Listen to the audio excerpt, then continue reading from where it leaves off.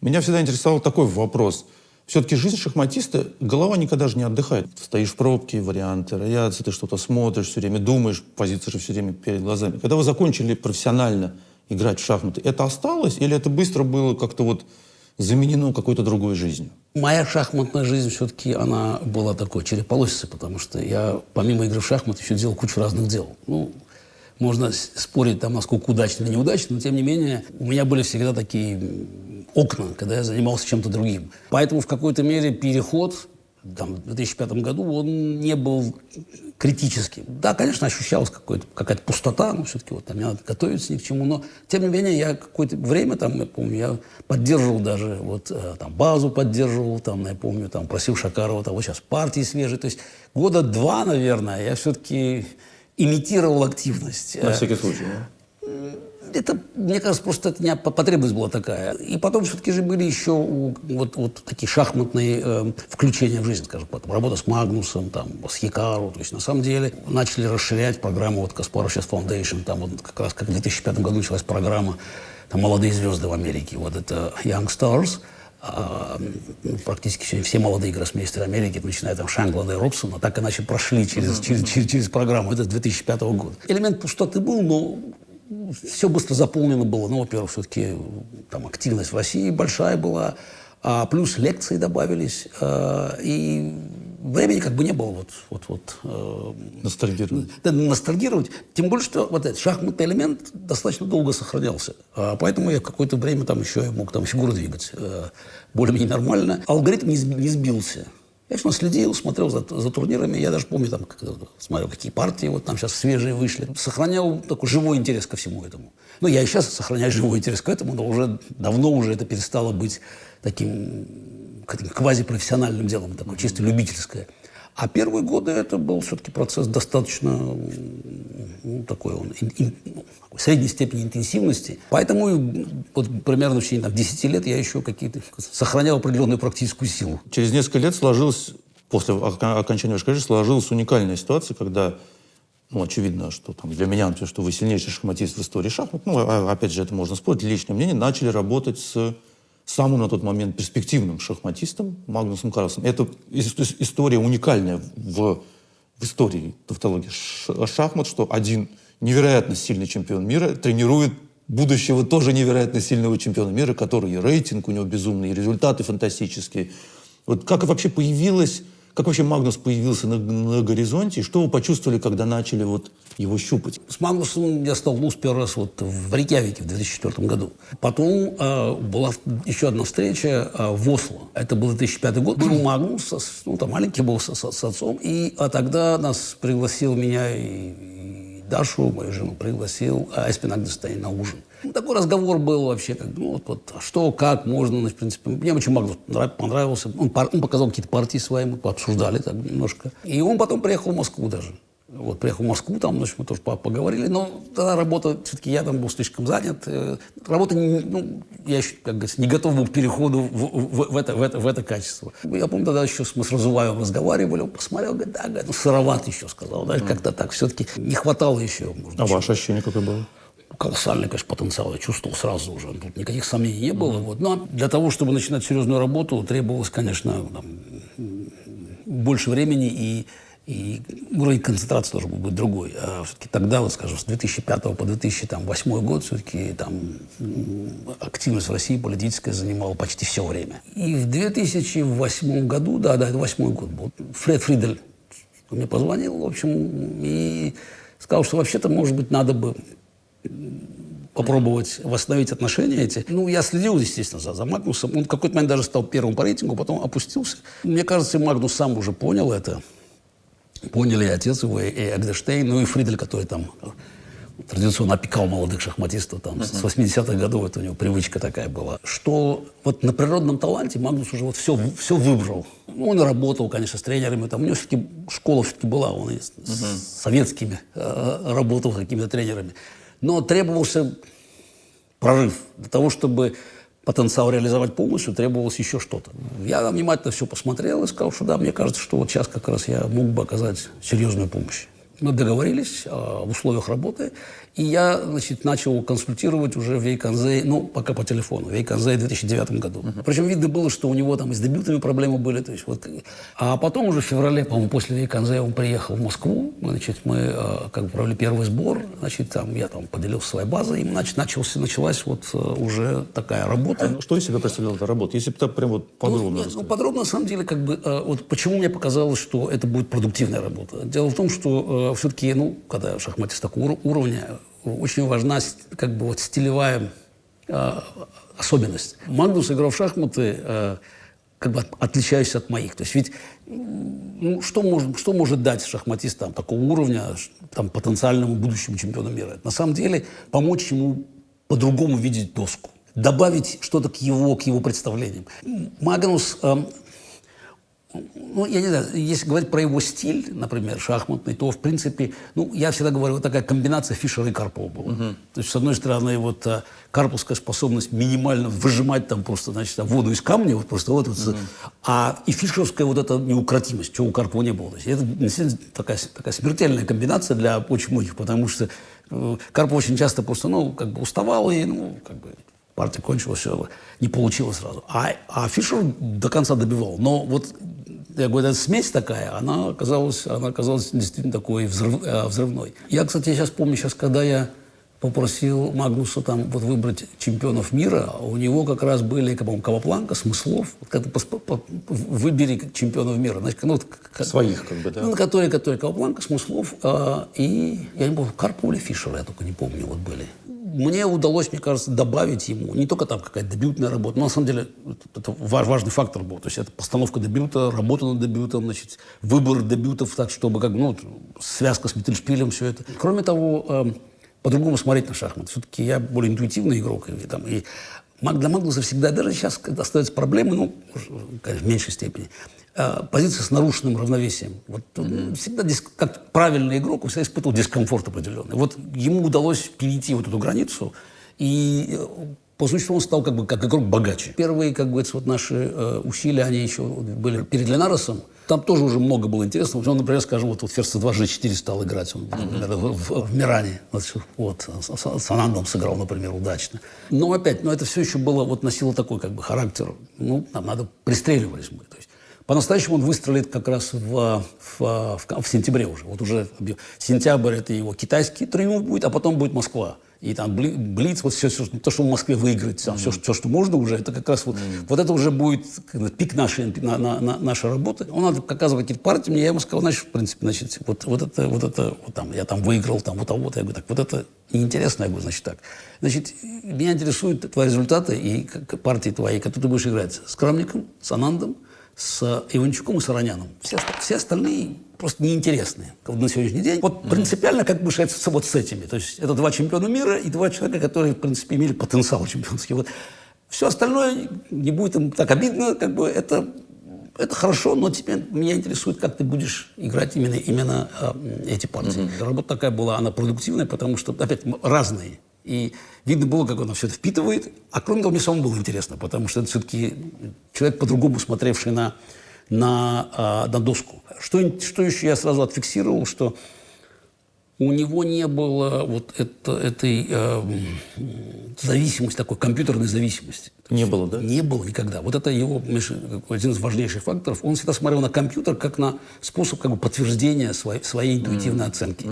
Это, конечно, огромное преимущество. То есть он был первая линия машины, его там не влекла за собой. Не гипнотизировала. Нет, вот и машина не гипнотизировала. И вот этот год, мне кажется, был очень продуктивный был. Вот, ну, понятно, что как бы, в какой-то момент он уже там разросся, Магнус, в общем, и дальше трудно работать, потому что он уже стал самостоятельным. Но этот год был, мне кажется, очень важным для его становления, потому что он как бы нашел себя полностью. Вот к его невероятному таланту природному добавилась еще вот эта организация работы, которую я я даже видел, она на матчах Первенства мира фиксировалась, потому что я еще как пару себя давал какие-то там советы там перед. То есть вы еще какое-то время общались, да, потом? Не, мы общались, да, но там каким-то из матчей там он меня попросил там тоже что-то помочь перед матчем с Анандом, что ли, первым, я не помню. Какие-то советы я периодически там ему давал, по мере силы возможностей. Понятно, что уже я много дать ему не мог. Но вот тот год был, мне кажется, важным. Он это, кстати, хорошо понимает. Потому что он действительно получил еще одно видение шахмат. Это очень важно. А потом вы еще так получилось, что работали с нынешним вторым номером рейтинга, с Накамурой, который сейчас из небытия через кликанье мышкой бесконечно взлетел куда-то в вершины шахматного Олимпа. Да. Ну, с Хикару там было достаточно просто. Когда я кончил работать с Магнусом, значит, уже там началась эпоха Сент-Луиса. Это был один из моих первых приездов туда, в Сент-Луис, к Рексу Синфилду. У меня там было 2 выступления. И когда мы возвращались, я помню, из Канзас-Сити, Рекс говорит, мы знаем, там ты работал, а может быть, ты в Хикару? Я говорю, давай, можно попробовать, в принципе. Кстати, вот первый же месяц работы там Хикару выиграл в Яконзее. В 11 году. Какое вообще впечатление на вас произвело? Совсем другое, конечно, впечатление. Там даже, если говорить про выбор шахматистов, то, в принципе, чемпион мира, там у него очень просто. У него сразу довольно уверенно сказал, там, Таль, Фишер, Каспаров. Ну, правильно. Просто это такой, у меня такой тест был, в принципе. Скорее всего, Магнус сказал Карпов, я думаю, они не пересеклись ни разу, в принципе, да. У него эта компьютерная зависимость была довольно сильная. Вот. Все-таки огромное количество партий в близ по минуте, которые он там сыграл, это была проблема. Я там сумел, мне кажется, все-таки больше организовать его. Все-таки не Магнус. Но оказалось сейчас, когда вот он нашел какой-то опять, вот уже прошло столько лет, баланс нашел. А у него, конечно, феноменальный талант. Он просто другое видит за доской. В этом плане, конечно, стиль его больше, гораздо ближе к моему, поэтому сложнее было. Процесс обогащения был не столь интенсивным, потому что он думал, там больше тактики, больше вот таких как бы интуитивных там вбросов, знаешь, таких жертв. И тем не менее, все-таки работа, мне кажется, она была достаточно успешной, ровно потому что результаты там приподнялись. И опять база заложилась. Заложилась база, которая, мне кажется, ему все-таки тоже в какой-то момент помогла. А сейчас он, конечно, я смотрю с большим, как говорится, интересом на то, как он совмещает работу Это поразительно просто. в Твиче, да, вот где он там ведет свои программы, и игру шахматную, профессиональную. Хотя все-таки, надо сказать, издержки производства есть.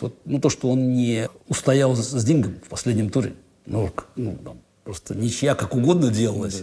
И более того, это, по большому счету, был шанс стать чемпионом мира, потому что Магнус уходил, и ничья он занимал 2-е место и играл матч с Непо, но это матч, орешка, орел-решка была бы там уже. То есть как-то я не знаю, видимо, Каисов считает, что чемпион мира должен стать профессионал. Пока что, пока. Это неинтересно так, я не знаю. 2 таких года было интенсивной работы. С Магнусом была более, она потому что такая, я еще сам тоже обогащался. Мы даже сыграли с Карповым, это тренировочный, какой тренировочный? Показательный, слово тренировочный сказал. Шахматные привычки не умирают.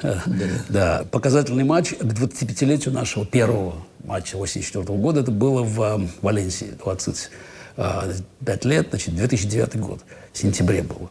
Я приехал туда, там мама была, там Даша была, там еще, в общем, без естественно, шахматистов. А Карпов приехал, там тренеры были, там Балаган, по-моему, был, там Рязанцев, там с тренерами приехал. И меня спрашивают, как Карпов так готовится, а вы... Я говорю, как-нибудь сыграю. Другое дело, что я приехал с тренировочного сбора с Магнусом. Но об этом никто не знал. Там борьбы никакой не было. А с Магнусом как вы играли? Я тогда приехал, когда, я могу с гордостью сказать, что 4-4 сыграли в Блиц мы тогда с ним в нашем тренировочном матче. Практическая сила тогда еще была высокая. С Карповым был какой-то счет же какой-то. С Карповым там. Да, в принципе, в 9-10 году еще практически сила была огромная. Она еще в 15-16 году сохранялась, просто теряется. Ведь что случилось, если говорить про, скажем, про падение шахматной силы? Вроде бы все понимаю, вроде бы ничего не поменялось. Мозг отключается в какой-то момент. Просто бывают моменты, это невозможно контролировать. Но это и возраст, и опять, мозг же имеет, я не знаю, может быть, там мощность неограниченная, потому что мы используем, на самом деле, там очень небольшую часть нашего потенциала. Но, тем не менее, мы не контролируем до конца работу подсознания. И когда мозг перегружен, и эта проблема, ты не знаешь, в какой момент он дает сбой. То есть я не могу, уровень концентрации не достигается, тот, который был раньше. И, скажем, там неудачи, скажем, 17-го года, я просто помню, они были связаны с тем, что я просто отключался. Как вот с непомнящим партией, ну, я в игры должен был с закрытыми глазами просто уже. И я вдруг, когда я смотрю, а куда пешка Е6 делась, как-то странно. То есть в какой-то момент просто происходит вот... И такое достаточно регулярно. Вот просто тотальная отключка происходит, и я ничего сделать не могу. С Наварой партия была, я же там прекрасно играл, все хорошо. Тут ничего не сдается, в принципе. Ну, как угодно можно выиграть там просто. Значит, с 30 секунд можно было. У меня там было минут 5, наверное, было. И просто вдруг я понимаю, что как бы вот через минуту я там как-то возвращаюсь в обратное состояние нормальное, но ситуация носки поменялась. У многих такое бывает и в процессе карьеры, поэтому... Ну да, просто я говорю, что я ничего с этим сделать не могу просто. Вот тут просто куски, когда происходит... Перенапряжение какое-то. И на самом деле, мне кажется, реакция мозга защитная, потому что это все-таки, вот знаешь, еще потерялось ощущение того, что это очень важно. Вот раньше это было как бы, вот я проигрывал партию, это было там, это просто такая физическая боль. То есть вообще, организм сопротивлялся. Нельзя проигрывать, потому что, ну это вообще там, как, знаешь, мини-трагедия. В какого-то момента ты перестаешь воспринимать это как действительно вот такой вот вызов себе. Ну да, ну сыграл, ну хорошо. Ну, то есть я понимаю, что я стал любителем в этом плане. То есть, ну да, ну не выиграл, ну проиграл, ну большое дело, как говорит, неприятно это, конечно, но это не является там трагедией. Я попытался вот в 2017 году, просто мне интересно было тогда, когда вот мне Рекс сказал, ну вот попробуй сыграть. Ну, я сыграл. Я действительно подготовился, там даже какие-то идеи подготовил, там даже 4 там какие-то идеи придумал. То есть на самом деле я там как королевский гамбит стал смотреть. Просто, ну, мне просто интересно было. И стало понятно, что опять сохраняется практическая сила огромная. То есть я, в принципе, там могу кого угодно обыграть. И тут еще что интересно, вот это такое, это как вот моя жена мне говорит, что все это неправильно. Вот она говорит, вот нечего лезть туда, значит, как говорится, вот где там должны там играть, побеждать другие. Это случилось, когда мы с Каруаной играли вот этот матч в 960.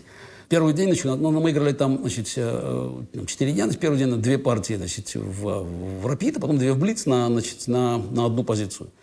Первая была ничья, у меня была выигранная позиция, я не выиграл. Во второй партии у меня совершенно просто, я полностью переиграл, выигранная в дым позиция просто. У меня минуты 2 остается еще, и я просто подставил все в один ход. Просто ровно в один ход подставил все. И это психологически, конечно, сказалось. То есть дальше там я и третью, правда, проиграл. Потом я проиграл еще 2 партии, причем что третью я должен был, наверное, тоже выиграть. Но вторая просто черными переиграл прекрасно, просто вот в одну калитку. И я, значит, я говорю, что же такое? Я говорю, я переигрываю все. Он говорит, слушай, это, говорит, неправильно, говорит. Вот ты там номер 2 в мире. Но ты не можешь ее выиграть просто ровно потому, что это неверно. Вот эта Каиса не хочет, чтобы ты выигрывал. Просто вот.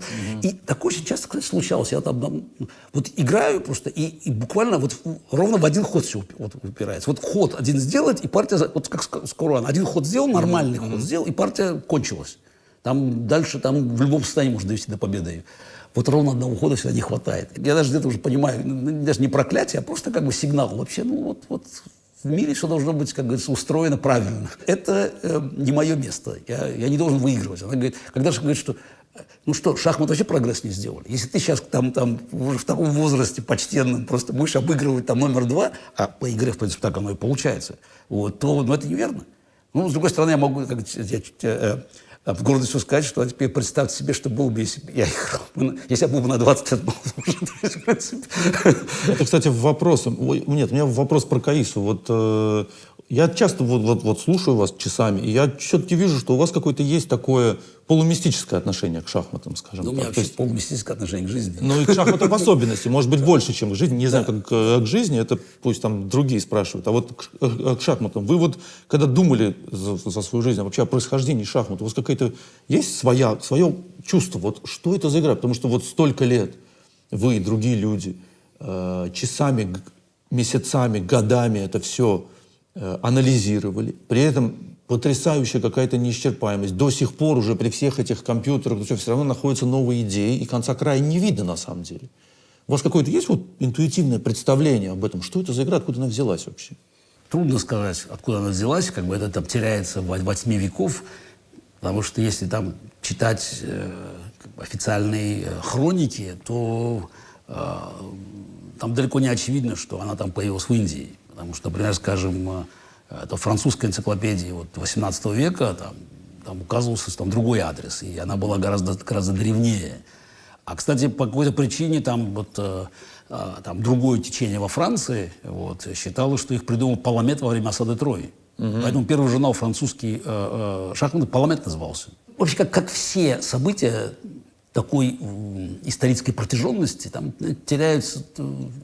нить теряется в глубине веков, потому что кто знает, откуда они пришли. А более-менее понятно, если начинать вот, как бы, вот, уже следить за печатной продукцией, точнее, за той, которая сохранилась, что форма вот эта шатранжа шахматная, она появляется где-то вот уже в халифатах. Меня всегда интриговали работы Авербаха Юрия Львовича по изучению вот древних шахмат вообще, вот тех шахмат. Великая задача Ас-Сули, тоже такой полумифический персонаж. Кстати, тоже где-то родишься в районе Баку. Вот в тех краях, да. Вот эта задача, там другие правила были на снятие фигуры. Вот это две фигуры, вот король и ферзан, как там вылавливается. Совершенно гениальная идея с оппозицией, которая там решается там, на уровне 20 века. То есть, потом эти шатранжи пошли, вот уже таби появились. Кстати, интересно, что существует же много разных форм шахмат. Вот мы говорим сейчас вот бесконечные возможности. Но мы говорим все-таки, что очень важно, мы говорим про европейские шахматы. Вот здесь надо понимать, что на самом деле шахматы, они же впитывали в себя разные элементы культуры. И, соответственно, те шахматы, которые ушли на восток, предположим, возьмем индийский корень, предположим, я не знаю, опять все-таки чатуранга, вот эти, там нету письменных свидетельств никаких. Но зато мы сейчас точно знаем, что существуют, например, шахматы в Юго-Восточной Азии. Вот таиландские шахматы, и там есть несколько модификаций, скажем, камбоджийские. Я, кстати, макрук. Кстати, я, Крамник, по-моему, у них играл. Я тоже, кстати, там баловался там, на интернете просто. Естественно, более медленная версия, устаревшая, как мы считаем, устаревшая они. Но другая. Шоги совсем другая игра. Там, китайские шахматы — это не совсем шахматы. А шоги, в принципе, это шахматы, но японские. При том, что я и правила знаю, и, в общем, понимаю, как надо играть в них, но все равно играть... Сама идея парашютного хода, как говорится, взял фигуру, вернул, а потом пошел обратно, это... Хотя я пытался даже какое-то время порешать вот эти их матовые конструкции. Дошел до трехходовок дошел. Другой совершенно менталитет, подход. Потому что, скажем, если брать шоги, например, то, конечно, это отражение больше такого самурайского подхода. Ведь когда медленная игра, а потом начинается молниеносная схватка. То есть, и там в шоге нет эндшпиля, как такового эндшпиля нету, потому что король является главной целью. Медленная игра в эндшпиле, она не вписывается. И я, кстати, когда играл с чемпионом мира по шоги в Японии, мы там в шахматы играли, наши нормальные, в европейские, пардон. Ну и как он? Он сильнейший шахматист. Интересно, что он же сильнейший шахматист Японии еще и был и в нормальные шахматы. У него там 2400 с чем-то рейтинг там, наверное. Но, скажем, это интересно, я посмотрел у партии, ради интереса для подготовки. Тактика там за 2600 может вполне уйти. Потому что это он понимает. А партию я выиграл, первую я выиграл довольно легко белыми, а вторую я выиграл в эндшпиле просто по ходу короля, потому что у него... концептуально он не понимает, что такое, да. Что король идет вперед просто, да, я прошел королю просто, да. Вот это интересно, что на самом деле, я говорю, шахматы многообразные. Если мы начинаем смотреть на многообразие шахмат, по всей планете, то мы понимаем, что действительно игра уникальна абсолютно. Мне всегда было интересно смотреть на старые формы шахмат, потому что как они развивались. Я помню, интересно было посмотреть, даже много лет, больше 30 лет назад, даже, по-моему, с моими друзьями в Испании, там специальное издание было подготовлено, книги короля Альфонса Мудрого, это 1280 год. Там разные об играх были. И там были шахматы. Там, по-моему, было 300, что ли, позиций. Это шатранж, естественно. Но это первая была такая компиляция задач. Просто, это интересно посмотреть. Понятно, что, опять, это достаточно примитивно, но, тем не менее, это немножко другая игра. Поэтому, говорю, работа Авербаха была, смотрите, интересно. Там какие-то мысли, то есть, причем, понятно, люди же там сидели, смотрели, думали, изобретали там, а потом как формировались уже настоящие шахматы. Ведь, настоящие шахматы, наши шахматы, да, те, в которые мы играем. Привычно. Да, вот этот процесс перехода более такой медленной формы, противостояние на доске, потому что шатранж все-таки медленно, фигуры медленнее ходили. Уже в современные европейские шахматы это, конечно, связано было с изменением там, форм ведения боя. И вообще с другими представлениями вообще о иерархии общества. Скажем, вот Ферзан в шахматах шатранжа слабейшая фигура. Ходил там на одну клетку по диагонали. В Испании ферзь становится, королева, становится сильнейшей фигурой. Связано это было с тем, что королева Изабелла была, в принципе... Ну, не все связано с королевой Изабеллой, поэтому вся история но интересно, что официально первая книга, в которой излагаются правила Люсена, это 1997 год. Я даже был в 1997 году, я был гостем в Саламанке, отмечали 500 лет, потому что она была в университете Саламанки издана книга. То есть впервые, где были сформулированы базовые правила современных шахмат, вот сегодняшних. А, кстати, когда мы играли с Карповым в Валенсии, там, значит, валенсийцы, они подвергают сомнению это, потому что говорят, что за 2 года до этого в Валенсии уже практиковали шахматы, в которых ферзь, королева ходила, уже стала самой мощной фигурой. То есть идет процесс такого формирования шахмат, изменения их. То есть в этом плане, конечно, шахматы европейские самые динамичные. Ровно потому, что тут прогресс был, военно-политический прогресс был гораздо быстрее, и поэтому шахматы стали более динамичной игрой. Но это тоже интересно, как они меняются. То, в принципе, и испано-итальянская эра шахматная, я об этом писал в своих книгах, она переходит потом во французскую, английскую. И в этом плане интересно, что шахматы двигаются вместе с развитием технологическим, социальным, политическим развитием разных стран. И там мы видим, как англо-французский период переходит в немецкий период, потом появляется Америка, потом появляется Россия. То есть, на самом деле, видно, что это все связано с общими трендами. И даже, я считаю, что, опять, определенно, конечно, была натяжка, но то, что чемпионы мира очень были близки по своим идейным воззрениям доминирующим социальным трендам, Стейниц... Шахматы все-таки вписаны в жизнь. Да, то, что Стейниц — это эпоха, когда, в общем, было представление, что наука может все вопросы закрыть. Или Ласкер — это уже времена Фрейда или Штейна. То есть, на самом деле, мы видим, что вот шахматы все время идут, скажем так, штамп используем, в ногу со временем. И меня всегда вдохновляло то, что я являюсь частью вот этого политического, такого социального, политического, технологического процесса. Но вы когда играли, вы верили в какую-то высшую шахматную силу? Не знаю, Карпову, когда 0-5 проиграли, господи. Нет, у нас мистицизм всегда был частью, у меня и у мамы всегда был частью нашего представления о том, мы в мистику верили. А как не поверить в мистику? Я стал 13-м чемпионом мира. Нет, это на самом деле... Так вы, может, и стали 13-м, потому что верили в мистику? Может, обратный процесс? Опять, жизнь состоит из каких-то знаков, точнее, из каких-то событий, которые мы потом воспринимаем как знаки, когда что-то случается. Трудно сказать, что первично, что вторично, я не знаю. Но я помню, что буквально, когда был, мне было лет, по-моему, 9, что ли, и один из наших родственников, маминых родственников, подарил мне шахматную доску. И там, были... Чтобы для вас место было приготовлено на этой доске. 13-е было место, да. Или когда Петра Леврик после матча в Лондоне, она на закрытии, она сняла себя, у нее была цепочка с бриллиантами, золото, на которой была цифра 13. Потому что Виктор, она сделала перед Багио. А почему 13? Потому что он играл матч с Карповым. Он хотел 13. Она сделала для себя, надеясь, что он станет чемпионом мира. И она сняла и дала моей маме и сказала, что это теперь ваше. Да ладно? Да. Мама до конца же сохранила цепочку. Это в каком году было? 83-м. 83-м. После Лондона, после вашего матча. Она сняла и отдала ей. Обалдеть. Да.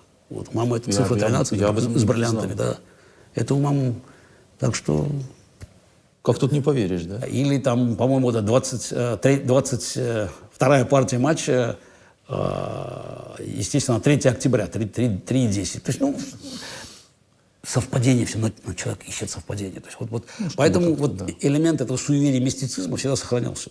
Помню практически, все турниры всегда было представление о том, что что-то должно правильно сложиться. Интересно сказать, перед матчем с Крамником были очень плохие ощущения у меня, именно такие мистические ощущения, что вообще-то время подошло. Я себя успокаивал тем, что это Лондон, 3-й раз уже, 86-й год, 93-й, через 7 лет, были ощущения нехорошие. Вот какие-то такие, опять на уровне подсознания, что что-то не то здесь. Но опять какая-то вот мистика двигает, потому что, ну, все можно было решить очень просто, выбрав Широва. И тогда бы шахматная история пошла по другому пути. Тогда, скорее всего, не было чемпиона мира Крамника. Но, с другой стороны, тогда не было Берлина, на самом деле. Шахматы были бы другими сегодня. Так что, и так же, как вот 97 год. Вот проиграл матч, тогда, я помню, был в жутком состоянии. Как это такое случилось, потом еще не дали матч сыграть, там, третий матч. А прошло там, ну, даже сейчас 26 лет уже прошло практически. Даже там лет через 15 я уже понимал, что на самом деле я свою роль важную сыграл. Да, вот, конечно, больно, неприятно, это, конечно, отнимает какие-то там крупицы там, своей жизни, но, тем не менее, вносишь вклад в развитие и не только шахмат, а вообще как бы, ну, всего, что с шахматами связано. Ну, для вас шахматы всегда были все-таки спортом, да, наверное? Ближе к спорту или ближе к творчеству? Вот вообще творчество было для вас какое играло? Вот искусство, как шахматы как творчество? Важно понимать, что изолировать спортивный, там, игровой элемент невозможно ровно потому, что все равно всех волнует, кто выиграл. Конечно. Поэтому здесь все, мне кажется, одинаково. Все профессионалы хотят выиграть. Вопрос, наверное, в том, имеет ли для человека значение, как он выигрывает. Вот. Для меня вот этот творческий элемент, как элемент искусства или науки, он имел всегда большое значение, потому что я же всегда искал, во-первых, внутреннюю красоту игры, а кроме того, возможность там, вот, раздвигать горизонты. Причина, по которой я так долго находился наверху, это потому, что у меня никогда не наступало вот это пресыщение. Вот, ну, то, что вот, как бы, Юра Дахаян забронзовением называл, но это наступит потом. Хотя даже после матча с Крамником я быстро, как говорится, вернусь в исходное, как бы, к исходному состоянию. Это постоянный поиск каких-то новых путей. Там проблема ровно в том, что я придумал столько разных вещей, и если бы я их, конечно, использовал, то, может быть, я там и 2900 перешел в какой-то момент рейтинг, потому что, ну, можно было играть и больше, но я никогда не занимался, вот с какого-то момента перестал видеть шахматы как единственный способ как что-то менять в жизни. Вот. На самом деле принцип в жизни – это что-то менять, что-то изменить, внести какой-то вклад. А зачем менять? Ну, потому что человек должен жить, он должен какой-то след после себя оставить. Вот ему... Ну, вот вы уже сейчас такой уже след оставили, гигантский такой. Ну, значит, есть масса других вещей, где я в шахматах оставил. Ну, да. И там можно перечислять и другие вещи, которые я сделал. Так, ну, а какой смысл просто жить? Просто так неинтересно. Человек должен, мне кажется, если он может что-то менять, он должен менять. Ну, естественно, он стремится к лучшему менять. Не факт, что, что получается, это уже другой вопрос. Но это ваша философия жизни, абсолютно да? философия. Вот это от мамы. Если не ты, то кто же? Вот это оттуда идет все. И поэтому для меня очень важно было что-то открыть новое, придумать что-то. Постоянно процесс придумывания, а так придумать. И это перешло, кстати, в другие сферы. То есть, на самом деле, причина, скажем, достаточно успешного перехода от шахмат к другим вещам, потому что все-таки, ну, я каких-то результатов добился и вне шахмат, связано с тем, что, опять, я именно ищу возможность каких-то изменений. И ну, это люди понимают, что на самом деле я не просто как бы занимаюсь какими-то вещами, а я пытаюсь добиться результата. А вы всегда такой энергичный были с детства? Ну, сейчас я уже давно потерял эту энергию. Ну, я бы не сказал. Не, ну, мы с тобой не встречались 30 лет назад. Да. Еще катастрофа была. Спроси Карпова, да. Или Юсупова можешь спросить. Он-то меня знает вообще с самых ранних дней там. У вас всегда вот это какой-то пылал огонь такой, да? Всегда, абсолютно, да. То есть, ну, просто надо было как бы гасить было. То есть, кстати, матчи с Карповым сыграли положительную роль в этом плане. То есть я структурировался, длинные ничьи. То есть, на самом деле, в смысле, короткие ничьи? Длинная серия ничьих. Надо было себя все время. Да. Вот надо было себя сдерживать, надо было себя как бы вот успокаивать. То есть, потому что так ты играл в очень... Ну, и, на самом деле, игровая манера же, она во многом же отражает и характер человека. Здесь, конечно, все было, все идеально совпадало. Вот. А уже, кстати, на матче с Корчным в Лондоне мне пришлось сделать какие-то поправки, но там матч был короткий, я достаточно быстро как бы вышел из кризиса и там дальше заиграл уже, ну, дальше, как Корчной не выдержал напряжения, но матч был короткий. А с Карпу пришлось долго бороться. При этом интересно, что вот все равно издержки характера вот сказывались, потому что мой игровой перевес Карпа, если посмотреть на матчи, он был, конечно, не на +1. То есть там ряд матчей должен был закончиться гораздо раньше. В 90-м году там был подавляющий период, когда 24-й партия, может быть, 21-й заканчивался уже. Просто по всему было видно, что в одну калитку шло. 86-й год матч. Ну, в 87-м я тяжело играл, в принципе, вот, но все равно, как бы, ну, там просто, я там жестко на отбой играл, вот. А там вот 86-й, например, 90-й год, да и, да, в принципе, 85-й год, не должно было доходить до конца. Вот. Ну, игровой период большой был, особенно во второй половине матча всегда у меня, когда полностью как бы раскручивался. Ну, как-то вот не хватало все. А Карпов, вот тут интересно, что вот он дотягивал, как вот он выжимал все до конца. То есть я в этом плане был там, ну, очень, очень много отдавал лишнего, как бы, что дело было не обязательно. А как вот вы мне объясните, как у вас это работало? Потому что человек с вашим темпераментом, он в шахматах обычно успеха не добивается. Ну, потому что поражения полностью выбивают из колеи, падаешь сильно вниз, под победу летаешь сильно вверх. Вот я так видел каких-то людей, не буду называть фамилии, но вот есть, да и сейчас они в элите играют, эти люди, у которых просто губят эмоции, скажем так. Как вам удавалось? Вы это сами научились? Вас кто-то научил от природы? Что вы после поражения обычно, ну, как правило, начинали какую-то серию побед. Там выходил злой Каспаров там и начинал там окрушить всех. Вот это как вообще вот после поражения, как вам удавалось так себя приводить опять в чувство? У меня не было никакой проблемы себя, вот как ты сказал, привести в чувство. Потому что поражение я всегда рассматривал как... ну, во-первых, это физически было больно, потому что... Но это моя проблема. То есть я всегда воспринимал игру в шахматы как соревнование с самим собой. То есть я верил в то, что я играл лучше моего соперника. Соответственно, если я проиграл, значит, я что-то сделал не то. Значит, надо просто улучшиться. То есть у меня никогда, опять, наверное, с мамой как-то связано это было, но вера, что я играю лучше остальных, она никуда не уходила. То есть поэтому, значит, надо больше работать. Надо еще... Как бы, то есть это правильная, как бы, некоим образом концепция, да, для спортсмена? Ну, для меня это работало просто. Вот я совершенно четко понимал, что вот сегодня я проиграл партию. Вот я помню, эта партия с Иванчуком была вот в Линарисе в 97 году. Проиграл партию, вот. Кстати, Вася хорошо играл партию, очень творчески играл партию. И я, честно скажу, даже я был не объективен, потому что я считал, что, как бы, что я там что-то там, я играл плохо, нет, Вася играл очень хорошо, очень интересно там разыграл партию. Ну, тем не менее, я выпустил какие-то там вещи, значит, дико злой был на себя. Вот. На следующий день Пулгар обыграл просто там, вот именно на этой злости просто вообще там ничего не осталось. А потом партия Широва, потом еще Крамника обыграл, там, как уже в конце. То есть, на самом деле, поражения, они были благотворные обычно. Ну, потому что они, как бы, может быть, возвращали на землю как-то.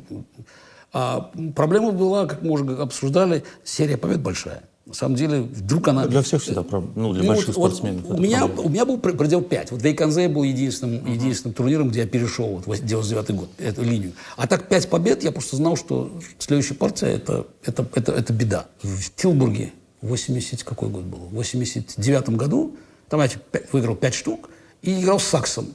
Ну, хорошо, что он там просто ничего не хотел. Просто он хотел ничью сделать любой ценой. Там, потому что у меня ходу на 15-м черный уже, по-моему, ящик стал стратегически. Вот. Ну, все, не знаю, что. Вот просто система отказывает. 5 – это был потолок вот этого энергетического выброса. Нормально, да. Ну, я часто выиграл по 5 штук подряд. Ну, как часто? Так, ну, я думаю, что... Бывало. Больше, чем пальцы в одной руке можно набрать, я думаю. Вас на улицах сейчас узнают? Где? В мире? Меня узнавали часто, например, на улицах, я помню, в Испании. Узнавать в лицо – это же вопрос телевидения.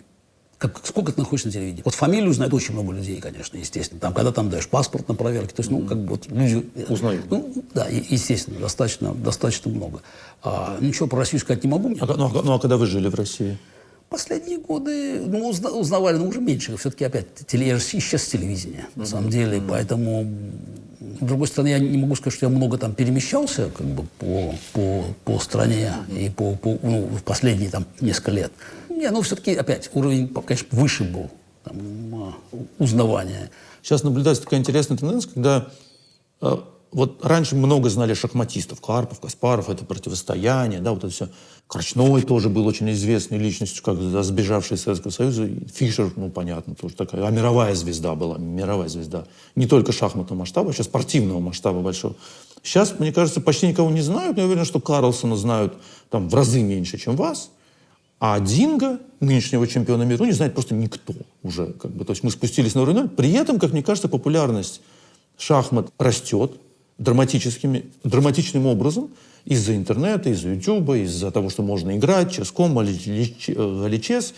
И вот такой средний класс подтянулся в шахмат. Я все время вижу людей, которые в аэропорту, в самолете сидят, играют. А в шахматы ко мне тоже подходит, тоже канал там. Вот вы как вообще видите, вот если вот будущее у шахмат, как у популярной игры?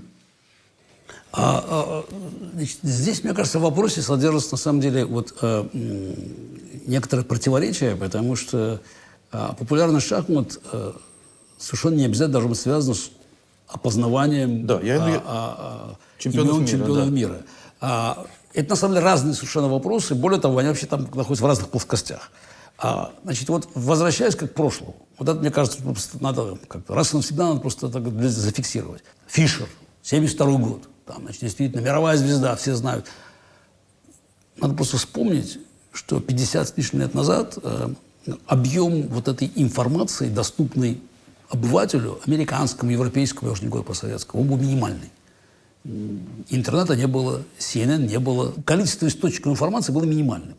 Поэтому шахматы, которые представляли довольно маленький сегмент вообще вот этого спортивного, развлекательного, вот я не знаю, как назвать. Вот, развлекательной индустрии. Спорт же это развлекательная. Да. Вот этой индустрии, они на самом деле в процентном отношении, особенно учитывая такие события, вот Фишер, Спасский, холодная война, американец, русский и так далее, захватывали очень много пространства.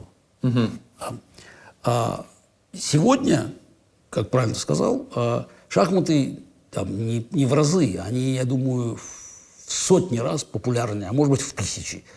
Если смотреть на людей, которые играют, ну, chess.com можно посмотреть просто. Там мы говорим про миллионы людей, которые играют в шахматы. Десятки миллионов играют в шахматы. Но почему уровень как бы, опознавания резко понизился? Ровно потому, что вот в процентном отношении, вот возвращаясь как бы опять, есть абсолютная цифра, а есть процент, есть процент от общей картины. Индустрии, которая не существовала тогда, вот, развлекательная, сегодня в миллионы раз стало больше. То есть, на самом деле, появилось столько возможностей там, получать информацию, что шахматы, несмотря на резкое увеличение своего собственного объема, они в общей картинке стали гораздо меньше. Поэтому людей играют гораздо больше. Если посмотреть, скажем, там, на детские турниры. То есть, на самом деле, шахматы стали намного больше. И это те вопросы, которые часто задаются. А почему шахматы сегодня не так популярны? И вот здесь есть противоречие. Вот именно то, что люди там перестали интересоваться, там, кто там чемпион мира, но это почему-то автоматически проецируется на то, что игра менее популярна. Гораздо более популярная игра. То есть мы говорим про увеличение объемов в шахматах в 1000 раз. Но на фоне увеличения индустрии развлечений, вот это, и спортивной, игровой, там, вот это, потом гэмблинг, вот все это, в миллионы раз шахматы потерялись. Но в целом, конечно, игра все равно не только выжила, но на самом деле, мне кажется, уже имеет определенно гарантированное будущее. Ровно потому, что, несмотря на доминацию компьютеров сегодня, нет никаких свидетельств того, что темп как бы, популяризации шахмат снижается. Он, на самом деле, он как минимум поддерживается. Если смотреть на шахматы в школах, насколько детей играет, какое количество людей сегодня, кстати, вот тоже можно посмотреть, экономический фактор. Сколько сегодня средних там, шахматистов, там, гроссмейстеров, мастеров могут зарабатывать? Выживать. То есть, ну, да, за счет преподавания. За счет преподавания. А как это вот в онлайне? Это означает резкое увеличение вообще вот этой общей массы людей, вовлеченных в шахматы, и, соответственно, там появление экономической базы для того, чтобы шахматисты, опять средние шахматисты, могли бы чувствовать себя, ну, если, может, не очень комфортабельно, но уж, по крайней мере, зарабатывать в собственной профессии. У меня, может быть, последний такой вопрос, для меня очень тоже принципиальный, важный, для многих любителей шахмат. Вот вы пришли в шахматы, это было достаточно давно. Прожили жизнь такую вот в шахматах, через вот эти все скандалы, через это ФИДы, через ваши потом попытки прийти в эту организацию, которые тоже закончились неудачей. И вот все равно все, сейчас пришли новые люди, да, вот мой там бывший начальник по Российской шахматной федерации, Аркадий Варкович, я к нему хорошо отношусь, замечательный человек, но вот, а шахматы, вот организация шахматной жизни, она вот где была примерно вот во времена Фишера, она там и осталась. Есть вот организаторы турниров, которые проводятся турнир. Вы проводите там вместе с Синфилдом вот, замечательный турнир в Сент-Луисе и в Европе. Есть турнир в Дортмунде, есть турнир там, есть турнир там. Никакого объединения нет. То, что давно сделали все виды спорта, нет. Перспектив появления каких-то больших там корпоративных спонсоров, которые, может быть, и не нужны, но неплохо, когда они есть. Скажем так, чтобы, опять же, деньги чуть-чуть распределялись вниз, нет. Сейчас ушла Россия из спонсорства, и как бы мы остались опять в целом вот с этими единичными спонсорами. Я всегда думал, что дело в людях, ну, там, то Илюмжинов, то там Компоманос, то еще кто-то. А вот вы как думаете, в чем вообще дело? Ну, почему, ну, как в итоге так ничего не получилось? Вот у вас вы выстроили вместе с мистером Синфилдом, ну, прекрасную структуру вот этих турниров. Там существуют школы, существуют чемпионаты Америки. Ну, там вот идет вот эта жизнь, которая наладилась из года в год, и она приносит, мне кажется, какой-то свой результат. А вот на всемирном уровне это вот так и не произошло, и никаких подвижек в этом смысле нет. В чем тут дело? Что в консерватории-то нужно подправить? Если на чистоту, то надо говорить, что другого результата быть не могло, ровно потому, что момент, когда спорт, мировой спорт, совершил трансформацию, вот эти 70-е, 80-е годы, когда появление новых форм коммуникации, вот, освещения турниров, там сначала CNN, кабельное телевидение, потом интернет. А когда все это появлялось, шахматы не располагали организационной, административной формы, которая могла бы это с выгодой использовать.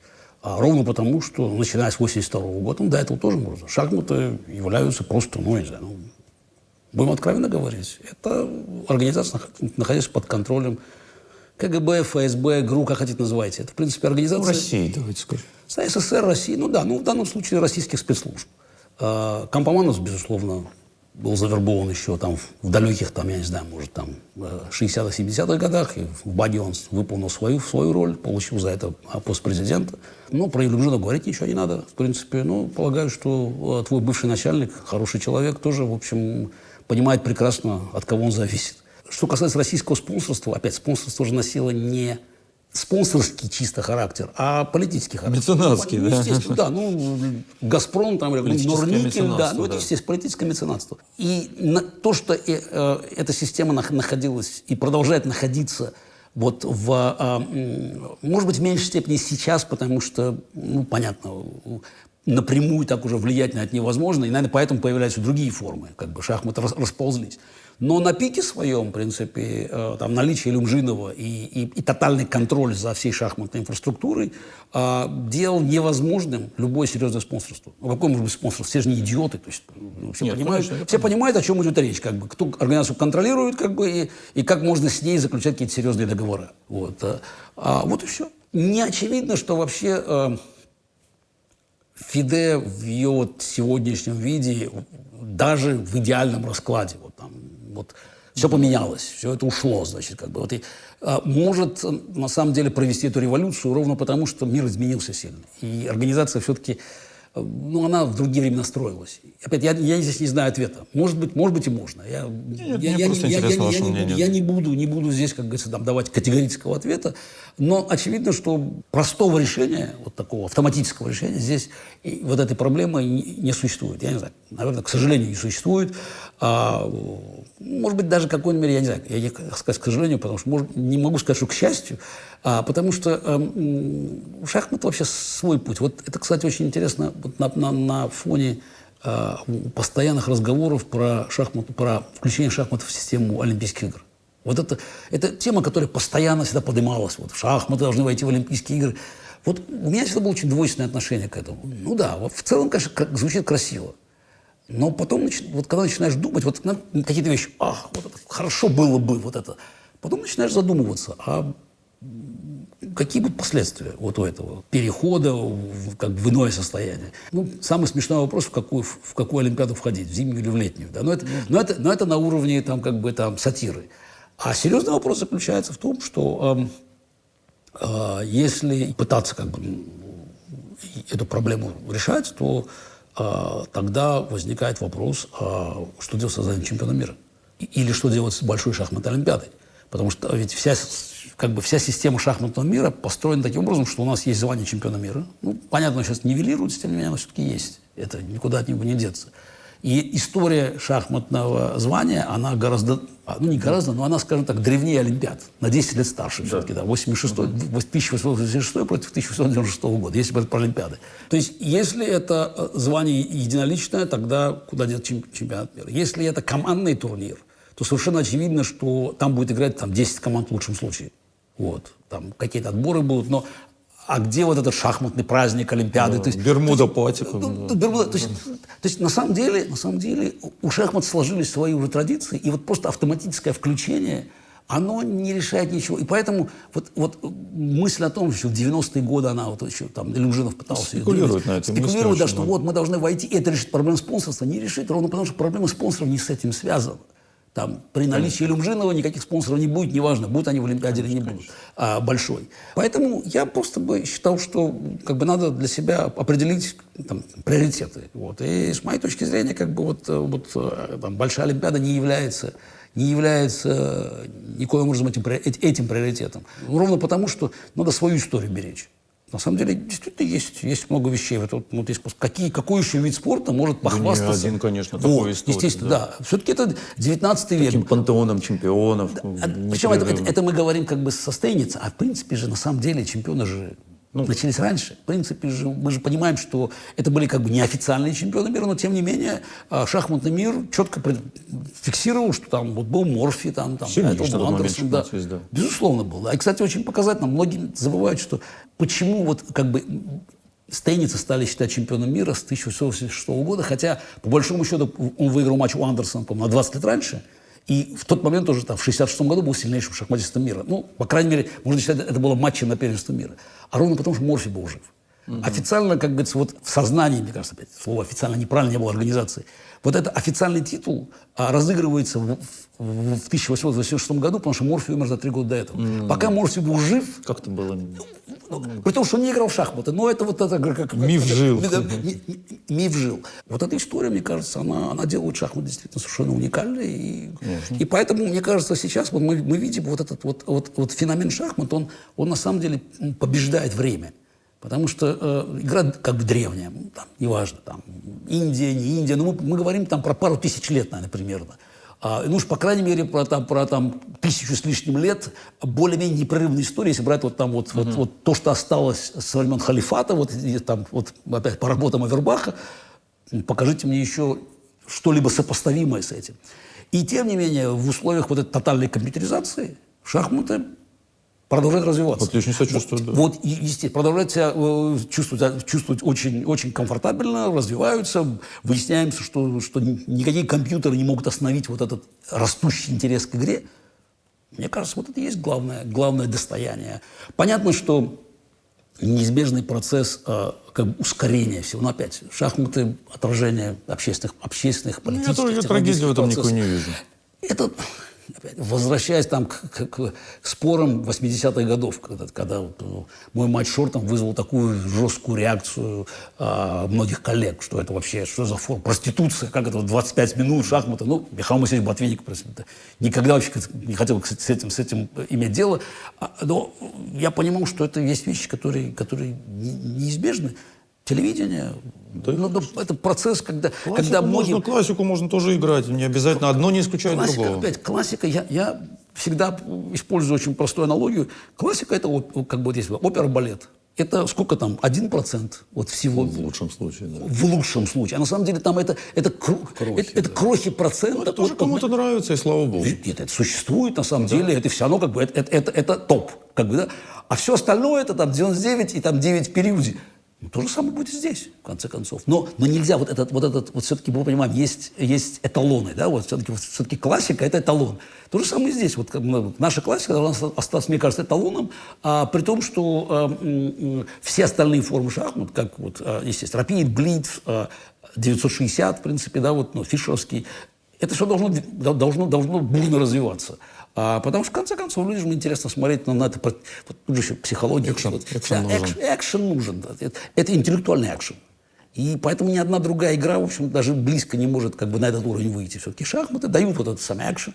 И поэтому смотрят люди. Вот мы же видим, как говорится, вот на интерес, который вызывает там, турниры там, Гранд-Чес-тура. Там Рапид и Блиц играют. Ну, понятно, если Магнус играет, совсем интересно. Там, матч много смотрят на первенстве мира, да, Олимпиады. Сейчас Кубок мира идет, тоже много смотрят. Слава богу, да. Смотрят, а сколько играют. Да. Ну, там... Очень много людей играет в шахматы. Читеров много, конечно. Ну, опять, что делать? Естественно, что делать на самом деле?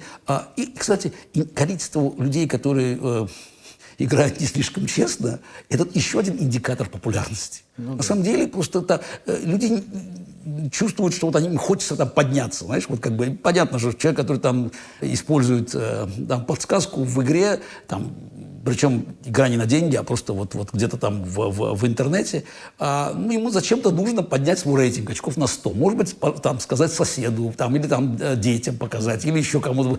Вот это, еще раз, это показывает, что социальный статус шахмат, он повышается. Какимович, я вам, во-первых, хочу большое спасибо сказать за эту всю нашу с вами работу, которую мы проделали. Работать трудно назвать, скорее, это такое большое-большое удовольствие, что вы сейчас волею судьбы оказались вне Родины, вне России, много лет живете за границей. Но все-таки вы человек, я вот вижу, что когда вы говорите о шахматах, говорите по-русски, это совершенно другой уровень непроникновения, это все-таки все родное, вы всю жизнь играли за сборную, всю жизнь как-то... Все равно вы самый известный и знаменитый российский шахматист. Я вас хочу поблагодарить, что вы согласились сделать с нами такой проект. Для меня это большая честь. И для наших зрителей тоже все очень отметили это, благодарны очень. Я надеюсь, что когда-нибудь российские шахматы как-то почувствуют тоже вашу любовь и опеку. Спасибо вам огромное.